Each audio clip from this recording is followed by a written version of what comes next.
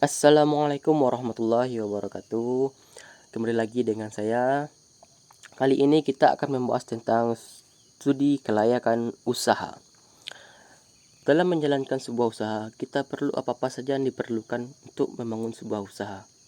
Untuk mengetahuinya, lihat penjelasan berikut.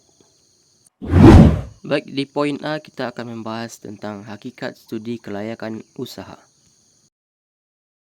1. Pengertian studi kelayakan usaha. Studi kelayakan usaha atau bisnis, juga sering disebut studi kelayakan proyek, adalah penelitian tentang dapat tidaknya suatu usaha atau proyek dilaksanakan dengan berhasil. Jadi ya guys, dalam sebuah bisnis, jika kita ingin menjalankannya, perlu ada riset dan pembelajaran yang mendalam mengenai bisnis tersebut. Hal tersebut dinamakan studi kelayakan usaha. Jadi ya guys, Mimin garis bawahi di sini, yaitu studi kelayakan usaha ini dapat membuat para pebisnis dapat mengetahui cara memulai bisnis seperti apa, termasuk mengetahui tipe-tipe customer atau pelanggan. Pengertian studi kelayakan usaha menurut beberapa para ahli.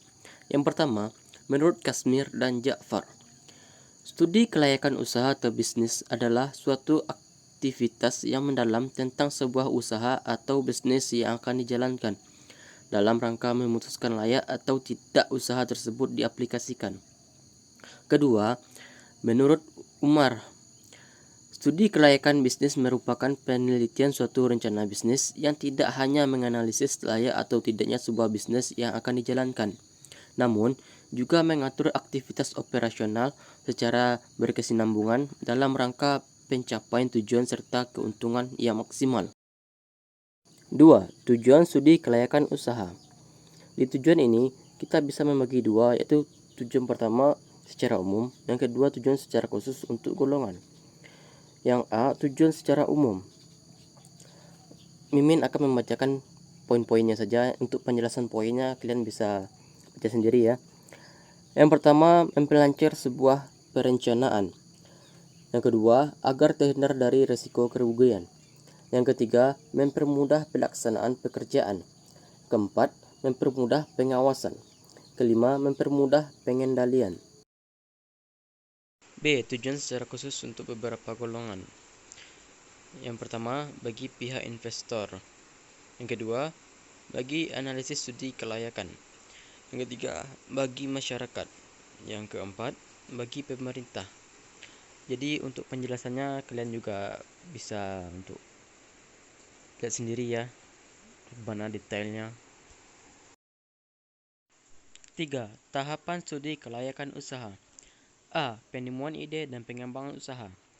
Ide pengembangan usaha perlu diikuti proses penelitian, mengingat banyaknya pesaing usaha serta gagalnya pendiri yang tidak disertai penelitian dan persiapan yang matang. Ide gagasan usaha biasanya dapat timbul melalui serangkaian kegiatan berikut. Yang pertama, melalui bacaan. Bacaan yang banyak dikontribusi adalah bacaan yang berkaitan langsung dengan bidang yang diminati. Jadi kalau bikin usaha, kita harus perlu mencari sumber bacaan seperti ke perpustakaan atau ke buku nasional atau dan lain sebagainya, untuk mencari tahu apa yang harus dilakukan dan apa yang perlu direncanakan. Kedua, melalui survei. Orang sengaja merancang suatu survei secara umum dalam salah satu bidang usaha. Misalnya, melakukan survei ke salah satu pabrik, mengamati apa saja yang dikerjakan oleh pabrik tersebut, kegiatan yang belum dapat dilakukan oleh pabrik tersebut dengan baik, atau adakah limbah pabrik yang terbuang begitu saja. Yang ketiga, melalui pengalaman kerja. Ide atau gagasan muncul setelah orang mengalami sendiri kegiatan apa saja yang harus dilakukan jika suatu usaha akan menghasilkan produk atau jasa. B. Mempertimbangkan alternatif usaha. Pertimbangannya haruslah dilakukan secara objektif setelah dilakukan pengumpulan data. Jadi, artinya keputusan yang dibuat memang sudah diperhitungkan dengan dukungan data yang cukup dan benar. C. Evaluasi kelayakan usaha. Evaluasi terhadap aspek-aspek yang ada seperti aspek teknis, aspek hukum, aspek manajemen, aspek keuangan, aspek sumber daya manusia, dan sebagainya.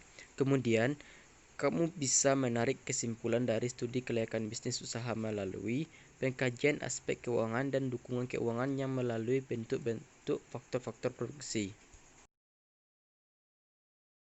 D. Penentuan. Menentukan kelayakan dijalankannya usaha tersebut.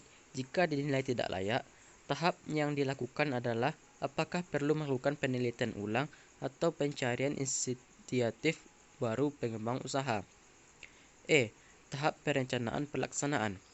Jika dinilai layak, tahap yang ditempuh yaitu perencanaan pelaksanaan dengan memulai penjadwalan dan persiapan pelaksanaan, yaitu dengan mendapatkan komitmen dari pihak yang terlibat, manajemen, investor, kreditor, pemerintah, serta masyarakat. F. Pelaksanaan usaha. Dalam tahap pelaksanaan ini terdapat dua tahap lagi, yaitu pertama, tahap pelaksanaan usaha atau bisnis.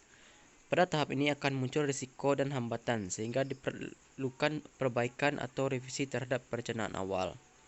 Yang kedua, tahap evaluasi terhadap perencanaan dibandingkan dengan kenyataan. Dalam studi kelayakan ini juga tidak menutup kemungkinan terdapat alternatif yang bisa dievaluasi bersamaan dan ditentukan inisiatif yang paling layak untuk diteruskan dengan pertimbangan akan sumber daya yang ada, dengan alokasi modal yang diperlukan dan pengembalian yang dihasilkan. Oke, sekarang kita masuk di poin yang kedua. B. Arti penting studi kelayakan pasar.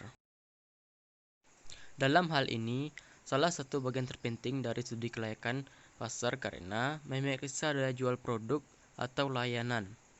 Untuk seorang pengusaha harus mengetahui beberapa hal yang harus diperhatikan dalam kelayakan pasar. Pertama, analisis survei dan permintaan. Analisis survei dan permintaan dapat menunjukkan apakah masih ada peluang atau tidak. Kedua, market database. Market database adalah kumpulan data lengkap yang menyangkut berbagai aspek penting tentang pemasaran dari industri di mana pilihan usaha akan bergerak. 3. Analisis permintaan. Panduan dasar untuk menganalisis permintaan sangat tergantung pada market database. Persoalan yang muncul dan berhubungan dengan market database umumnya berkisar atas pertanyaan-pertanyaan berikut. Pertama, permintaan meningkat sedangkan pasokan tetap. 2. Permintaan meningkat sedangkan pasokan menurun. Ketiga, permintaan tetap sedangkan pasokan menurun. Keempat, permintaan menurun sedangkan pasokan menurun lebih cepat. Oke, kita masuk ke poin yang ketiga, yaitu C. Faktor-faktor apa saja yang mempengaruhi studi kelayakan usaha. Secara garis besar, faktor yang mempengaruhi ada dua, yaitu pertama, faktor umum. Faktor umum juga mempunyai 5 bagian, yaitu A. Kelayakan teknis. Penilaian kelayakan teknis difokuskan untuk memperoleh pemahaman tentang sumber daya teknis organisasi saat ini. B. Kelayakan ekonomis. Pertama, ketersediaan input atau bahan baku. Kedua, ketersediaan pasar untuk keluaran dari setiap metode dan harga yang diharapkan untuk keluaran tersebut. C. Kelayakan hukum. Kelayakan hukum ini menentukan apakah sistem yang diusulkan bertentangan dengan persyaratan hukum. Misalnya, sistem pemrosesan data harus mematuhi peraturan pelindungan data lokal, dan jika usaha yang diusulkan dapat diterima sesuai dengan hukum negara. D. Kelayakan operasional. Kelayakan operasional adalah ukuran seberapa baik sistem yang diusulkan memecahkan masalah dan memanfaatkan peluang yang diidentifikasi selama definisi ruang lingkup dan bagaimana memenuhi persyaratan yang diidentifikasi dalam fase analisis persyaratan pengembangan sistem. E. Kelayakan waktu. Studi kelayakan waktu akan mempertimbangkan periode di mana proyek akan mencapai penyelesaiannya.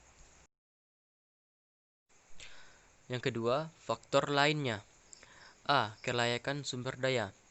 Jelaskan beberapa banyak waktu yang tersedia untuk membangun sistem baru, kapan dapat dibangun, apakah mengganggu operasi bisnis normal, jenis, dan jumlah sumber daya yang dibutuhkan.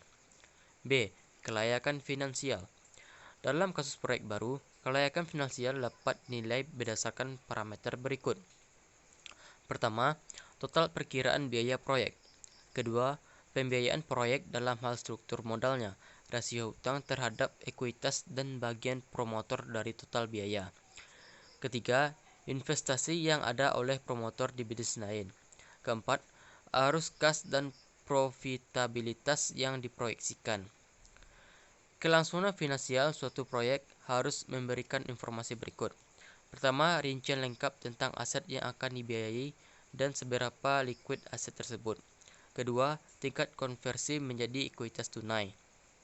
Ketiga, potensi pendanaan proyek dan persyaratan pembayaran kembali. Oke, sampai di sini dulu video kita kali ini.